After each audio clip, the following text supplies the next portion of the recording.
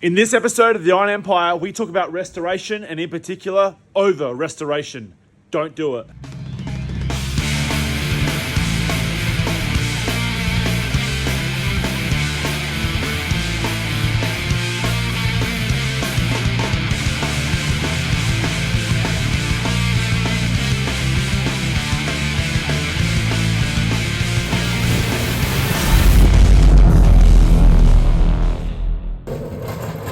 Okay guys, here we are in the Iron Empire shed, and as you'll see behind me, we have the WB Wannabe Sandman Ute. It is finally here under my roof for the first time since I've owned it. When I took this thing a few years ago, it went straight down to Jake's chop shop. We took care of everything down there. Jake done most of the paint and panel on this car, and we then continued the build, and now finally it is at a point where I'm going to finish it off here, and I'm absolutely stoked. But now that we are up to that point and I'm looking at the fine details on restoring this car and finishing it off, it got me thinking about restoration work, and more in particular, over restoration. Now, I'll give you all a bit of a warning right now. This might be a bit of a long-winded video. We're going to do a lot of talking, and I haven't got a lot of structure. I'm just going to be freestyling here. So if you know exactly where you're heading with your restoration or your build you're doing, then you don't need to hear this stuff. But if you're a lot like a lot of the customers that I dealt with in the past, or a lot of just general people in the car community, and you're not sure what way you want to go, or you don't realize there's different ways of approaching a build, then maybe this might help you along the way. And more in particular to those who don't maybe have much car knowledge themselves. They can dab it a little bit here and there, but it's not really their forte or their trade as such. So what we're going to talk about is over restoration. Well, it's not over restoration every time. I mean, there is reason to do a car to an absolute impeccable high level, but those who are building those cars, they know where they're going and they know why they're doing it, and they obviously have the budget and time and reason to do it. This is more so for those who are building a car either just to use on the weekends, or they're trying to revive the car they had when they were a kid, or they're a relative's car, or they purely and simply have a car that they just like and they want to enjoy it. Now, a lot of people I find fall into the trap of just going too far with every step of the build. Or for example, they might have a car that's pretty neat, but they see it not perfect and they're like, oh, I'm going to paint it, I'm going to retrim it, I'm going to rebuild the motor. And it's like, whoa, slow down. Whoa, slow down, egghead. What do you actually want this car for? What does it need to do for you? And does doing all that extra work actually make a difference in the long run? Is it going to make you happier, or is it going to make you enjoy the car even more? And in my opinion, it's very rare that it actually will. And all it's going to do is bleed your pockets. It's going to take up a bunch of your time, and it's going to put a lot of stress on the whole situation. Sometimes it completely ruins the vehicle in the end anyway. So now I'll go a little bit more detail about why I think all this stuff is true and how can that even be a thing? Well, I'll tell you why. So when I done white wall tires we're talking about 13 odd years, and I would deal with a lot of customers, a lot of cars all over the state, and mostly classic cars. So I dealt with a lot of people's pride and joy, we'll call it. Obviously we've done a lot of daily stuff as well, but mostly it was people's prized possessions. Now, what I would often see is people going down this path, this long-winded, very expensive and stressful at times path of rebuilding or restoring a car, and by the end of it, they're just over it. It's done. It's already done its dash before they've even jumped in the car and gone for a drive, because of the sheer expense of all the panel work, all the upholstery, the engine rebuild. It's just blown out to be something absolutely huge. And it's just, all they've now relate that car to is stress and lack of money. And they don't end up using it, or they end up just having a gutful and flogging it off. Or on the other hand, they'll finally get it finished, but it is so particular and so meticulously pristine that they don't want to go and drive it because they're afraid they're going to do damage to it. I've seen this so often, it's not funny. And I'm talking not like once in a while, I'm talking like probably more often than not. People are going down this path of kind of ruining the car once they start doing more to the car. It's crazy, but it's true. Now, in more recent years, I'll say the last decade or so, the more patina cars have become more of a popular thing. And obviously, like all trends, that become literally a trend. But if you sort of reel it back a little bit and just look at a patina car as in a car that's original, let's call it an original car or a maintained car. It might have some blemishes, it might have cracks, crow's feet on the paint, it might have a few little bits of rust coming through here and there. But as long as the thing is overall respectable, it has the right look that you're going for, and it operates and does everything you need it to do, does it need to be absolutely impeccable? Chances are you're going to have just as much fun, if not more, in the original car, maintained, maybe patina car, because you can go enjoy it and not be stressing that something's going to ruin that car. Of course you don't want anything more to happen to it, but let's say you're going to go and park it somewhere and go into a cafe and have some lunch, come out and there's a dent in the car. You're going to be gutted regardless, but you're going to be less gutted if it's an original car rather than a car that you've spent 150 G's making it look pristine. It's just insane. I tend to have more fun in the cars that we have that are originals, like the Dart that's out there awaiting its turn, the Bronco we're going to build, my little Datsun, the Doom Sled. We're talking cars that I've built that I've lent into what has happened to those cars, telling the story. I don't want to be too corny, but let's just say this car has a story. It's been through thick and thin, and it's come out the other end. Now, you can do some things to make that a cool car. Get the ride height right, get the wheels right, get it mechanically A1, maybe do the interior. Make it a comfortable, clean car that you enjoy driving, but it doesn't have to be absolutely impeccable. So that's when we start going down the path of when we're doing restoration work. Okay, fair enough. If a car's got a bit of rust here and there, you might want to do some repairs to make it safe. You might do a few repairs to make it a little bit more visually pleasing. But there's nothing wrong with doing some repair and spot repair panels. You can do some repairs, blow in some color here and there, give the car a polish, and it is going to be good for another decade at least. What happens is people start going down the path of restoring these cars, and then, to my opinion, over restoring the cars. And this tends to happen more so with people that maybe don't know cars themselves. They think, oh, the car needs some work, go all out. And they don't understand that you can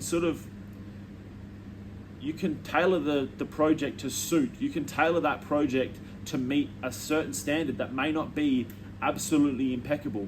Now, there are some people in the trade that only want to do elite high-end work, and that's all well and good. There's always going to be a market for those people.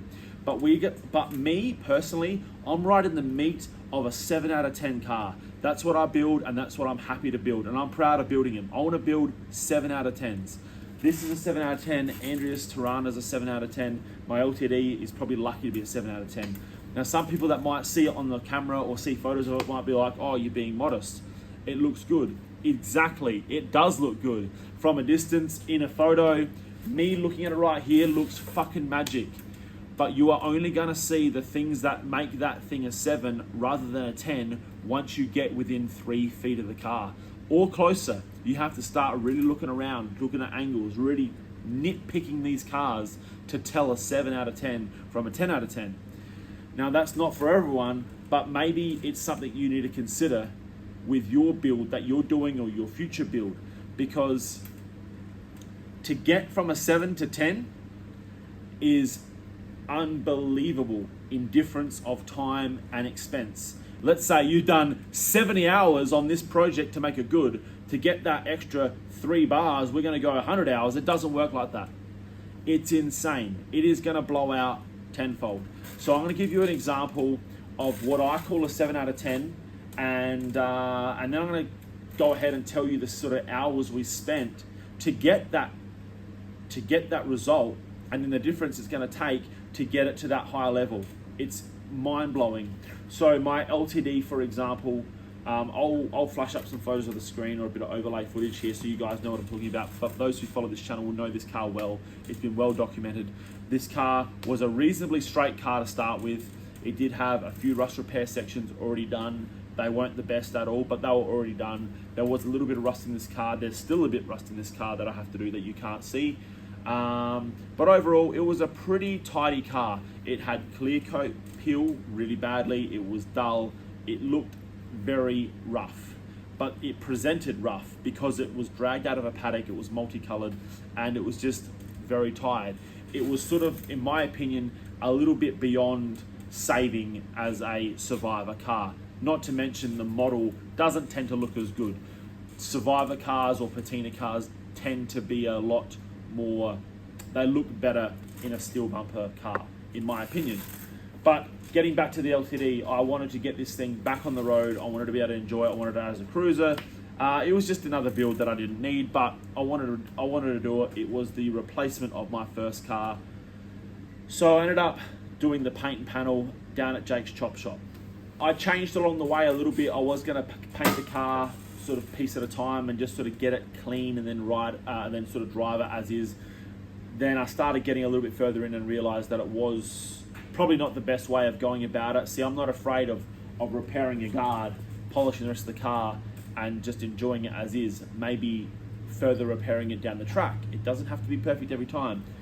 But this car, it was there was sort of too many spots here, there, and everywhere, and it just didn't sort of work out that way. So I ended up going a full respray on this car, and let me tell you, a painter would pick this thing to bits. Anyone that knows paint, even a DIY painter like me, would go around that car and I'll find blemishes and problems at every single guard. Once again, I'm not being modest, it's just the truth.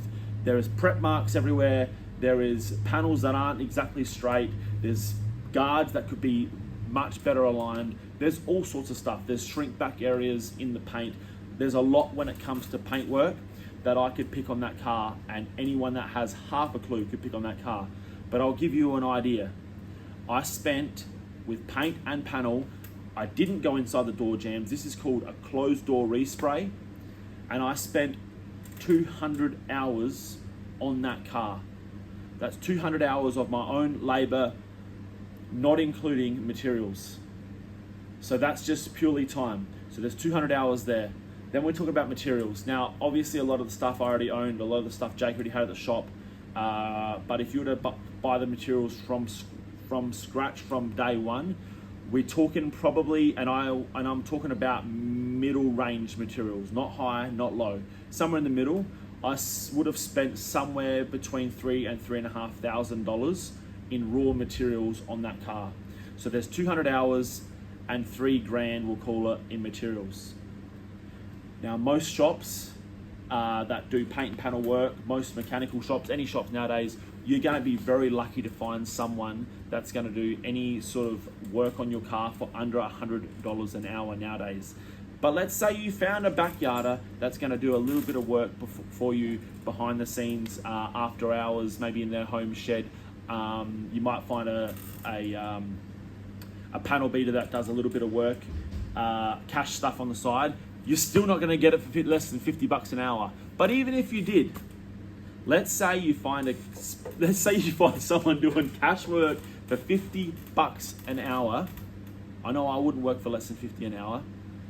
Times by 200 hours, you can do the math.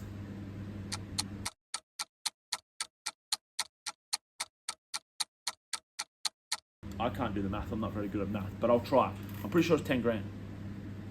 $50 an hour times 200 hours, $10,000 plus the $3,000 in materials. You're talking $13,000 to paint that car, closed door, not including the door jambs, which I have to paint at a later date, and the engine bay I have to paint at a later date.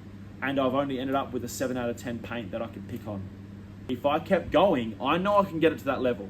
I'm fully confident that I can get it to that level, but how many hours am I going to spend? So let's say someone's going to do it quicker than me. How much quicker could they possibly be? I don't see they're going to be that much quicker. But even if they were, you can clearly see right here that I'm making some foundations of what you can work from, of what you can expect for the time and the money. You're not going to get a 10 out of 10. If you want a 10 out of 10, if you want to show quality paint, you're talking into the thousands of hours. You're not going to be less than 1,000 hours, maybe 2,000.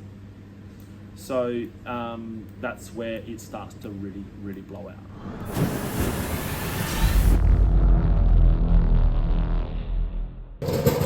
Now the next example I'll use, just to reiterate the time spent, Andrea's Tirana, we as a combined, Jake and I, including some help from others, all combined, we done paint and panel on this car going hell for leather, and we spent, I think it was 220 hours on this car. So yeah, we've probably done more work on this car with not much more time, so we done things a lot quicker. We did go further on this. We done the engine bay, we done inside the door jambs. We had a lot more hands on the go as well. So, but in total, it still was 220 hours from memory. That doesn't include all the blackouts. That doesn't include blocking and polishing the car, whereas the LTD included the polishing. And also, this is obviously a lot smaller car than the LTD as well. So it gives you a bit of an idea of where we're at and the sort of time spent. Now, this car has just as much little flaws as the LTD, and we are more than happy with it. It still presents unbelievably well. Everywhere we go, people love this car. We love the car. And yeah, that's it. Most importantly, Andrea loves the car. It's her car. It's how she wants it. She wants the car. She loves this car. It is her prized possession, and she is more than happy with what we've achieved with this car. And I call this a 7 out of 10. Now we're going to have a look under the bonnet here. Now I actually have the booster out of this car, and I need a new oil filler cap, but in general the thing is more or less finished.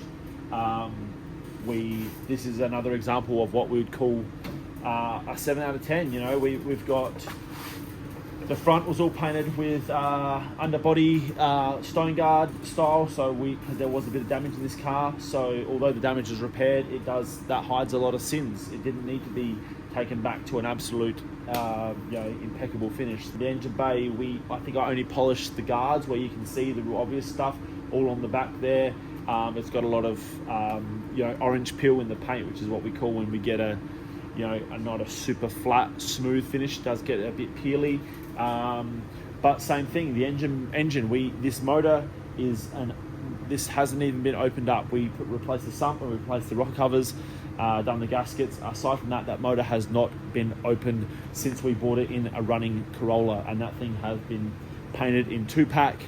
Once again, we put the time and effort into sort of detailing this thing up nice, but we didn't go insane. And as you can see, well, as far as I'm concerned, it's no show quality car, but it is totally respectable. And I think the engine bay looks really good. As you can see here, all the parts have been 2-pack engine. All the satin black has been 2-packed as well. We did get lucky enough to get sponsored by Raceworks on this car, so we got a lot of Raceworks goodies. And as far as I'm concerned, that is a more than respectable engine bay, and it didn't break the bank, and it didn't blow out to a huge amount of hours. Now I'm going to do my best to try and show you along the way what some of this paint looks like, but it is going to be almost impossible to show up on camera. So that's one thing to consider. All of these cars do have their issues, but it's going to be very, very hard to show up on camera. So which sort of further reiterates my point. You know, I've spent many years going to different car shows, coffee and car meets, cruises, all that sort of stuff, and you'll see a car from across the way and just love it, right? Whatever that car may be, it might just be sitting just right, it might have the right wheel color combo, whatever it does. There's just something about that car, and you've got to go over and look at it, and then you get over there and start looking around it and start nitpicking, which everyone sort of, not everyone does, but a lot of us are guilty of it. And I'm the same. I'll start sort of subtly nitpicking this car, and you see stuff everywhere. And you know what? When I actually see that, it makes me feel better. I'm glad that I'm seeing cars out there that have little flaws all around them. But the bottom line is, it still made me so excited when I seen that to go look at it. But that's the big picture. The big picture is that car looks great. That person brought their car to that event to enjoy it, and they're having fun in that car. That's more important than getting over there and not finding anything wrong with it. Like, yeah, of course that's impressive, but at the end of the day, does it make a fucking difference? No, it doesn't. Getting in these things and enjoying them and getting them on the road is far more important than trying to make it to that absolutely top level. Now, I know I'm going to get a little bit lost here. I'm going off on a bit of a rant, but I just really need to drive home the level of these cars does not need to be what you may think it needs to be. Another example in the interior on this car, these door cards are factory. We resprayed them with a vinyl dye. Now, vinyl dye, like, it's literally sprayed on with the gun. Same with the door, the armrest, everything. This stuff lasts for years. Some people might frown upon it because it's not restored or brand new, but this stuff is held up. You can see this has a little bit of a warp in it. It's got a few marks here from the seatbelt. Who cares? It looks neat, it looks tidy. We retrimmed the top because they were totally knackered. They were really damaged and torn. Same with the seats. The seats weren't fully restored. The faces were. We put new inserts on them. A lot of the work around the back of the seats are all still original. Now, some people don't like. They think, oh, my seats are a bit worn. Get new seats. No, don't get new seats. That just is going to blow out. You just repair what you need to repair. Chances are you're not going to see the difference between the old and the new. And even if you do, who cares? How bad could it possibly be? Same thing, these seats. This front seat here, you might not be able to tell. The face is new, the back is old. This back seat, the top is new because it was all worn. The face is original. All original. Door cards, original. New hood lining and new carpet. The hood lining was totally knackered. The carpet is new, but that's cheap. Once again, I'm probably not giving you the best example because the camera's a little bit grainy, it's a bit dark in here, but this interior is totally respectable, and we didn't do a full retrim. We repaired some seats, we resprayed some door trims, and we retrimmed what needed to be retrimmed and nothing more. My LCD, I haven't retrimmed anything on that thing. That was literally just cleaned up. Not even the carpet. I just invested the money in some good quality floor mats, and that thing looks more than respectable. While we're here, we'll try and take a look at some of these paint blemishes. Bear with me, guys. Some of it's just literally dust. Honestly, guys, I can't even show you. It's not that visible. This car has a lot of shrink back in it. We're going to give this another block, another polish, but we'll show you some prep marks here. This is purely pushing the products too far. We blocked it back, primed it. If you don't wait long enough, the primer will hold its shape, so to speak, will block it all back and smooth. But as the primer dries over the coming months, it will shrink back and then expose some of those prep marks below the primer. It's a little bit hard to explain for those who don't understand paintwork, but that's what can happen if you don't let the products completely work. So we probably pushed this a little bit far. Now there's some shrink back I see right here. I'm gonna do my best to show you guys. Still, it is so hard to show. You might be able to see a little bit of sort of crazing through here, like a little bit of mottling effect. Maybe there. Honestly, guys, it is really quite hard to see. You have to be looking for it, but this is the point I'm trying to make. This is what changes this from a very middle of the road paint job to an elite car. But let's face it, if you look at that and tell me that isn't worth enjoying and that's not something to be proud of and happy with, well then you're on another level. Go for that other level. Like, all the power to you. But most people that are just into cars and want to have some fun and want to enjoy what they got is going to be more than happy with that. And I would call that a 7 out of 10 car. Now, when it comes to actually over-restoring a car, that's more so, in my opinion, taking the car to a level that it never was at, even at new. For what reason? I don't know. So what people will do will unpick every single panel of the car, so it's literally a skeleton, and rush treat everything and paint, coat everything in a 2-pack paint, and then rebuild the car from inside out to a level that the car never was at from factory. And you got to remember, we're doing cars that are now 50 years old, and they've taken 50 years of being used and abused, driven in the rain, hail, shine, dirt roads, so many dirt roads back in the days, absolutely just used as just a normal car. They weren't anything special back then. And it's still taken 50 years to get to a point where they need a restoration. Now you're restoring them to a level that they were never at to start with, and you're never going to drive them like they were for that last 50 years. You're going to now baby that car, maybe take it out every weekend, or maybe every month, or maybe even fucking less. How long do you think it's going to take to get to a point where it needs to restore it again? It's going to outlive you. It is just absolutely unrealistic to need to take a car to that level. Once again, if you want to do that, if that's what your jam is, you've got a car that you think warrants that sort of work, we're talking like the most pinnacle, rarest cars out there, then good on you. You're not watching this fucking video anyway. But if you're just a normal guy just trying to put something back on the road, you don't need to go to that level of restoration. Just take the cheap option. Even if the car comes back and it's maybe not quite as good as you wanted it, just get it together and enjoy the fucking car. Because at the end of the day, if you've got some things you need to address in another 10, 15 years, deal with it then. Honestly, otherwise, you might not even have the car anymore anyway. Just get these fucking cars back on the road, build 7 out of 10s, and have fun. Now, I've got way too many cars here, and even these aren't finished. But I'd rather have all these cars and play with all the different models and stuff that I like, and I want one of everything. I'm going to have way more chance of having fun with the cars that I like than trying to build one to a level that is just so unrealistically unnecessary.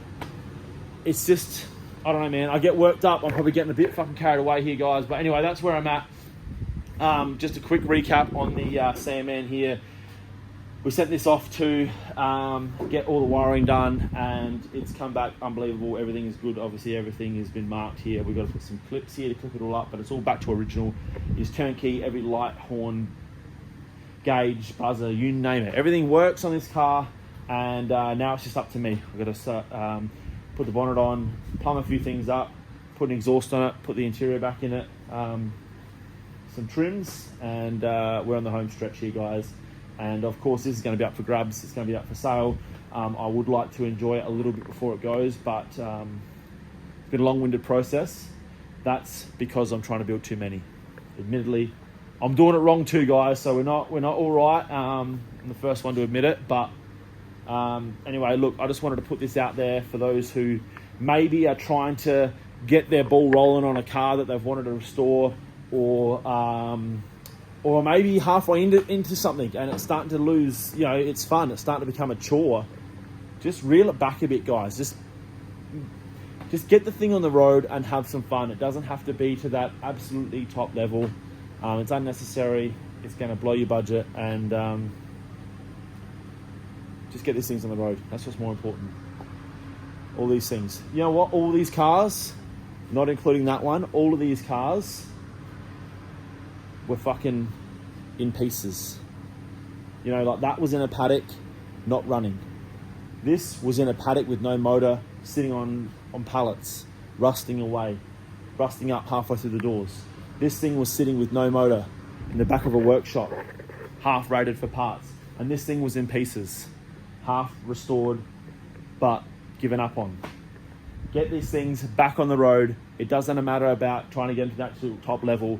Just get them out there and enjoy the bloody cars. That's it for this time around, guys. Sorry, it was a bit of a rant. I got carried away there, but you get the gist. Don't forget to like the channel, comment, subscribe. Let me know all that shit. If this wasn't for you, if you disagree, let me know as well. But if this has helped you, don't forget, don't be afraid to reach out if you need some advice or a bit of guidance. I am sometimes a little bit slack with getting back to people. I've got too much shit on the go, but I will do my best. Just get out there, enjoy the cars, guys. That's what it's all about. See you on the next one, guys. Cheers.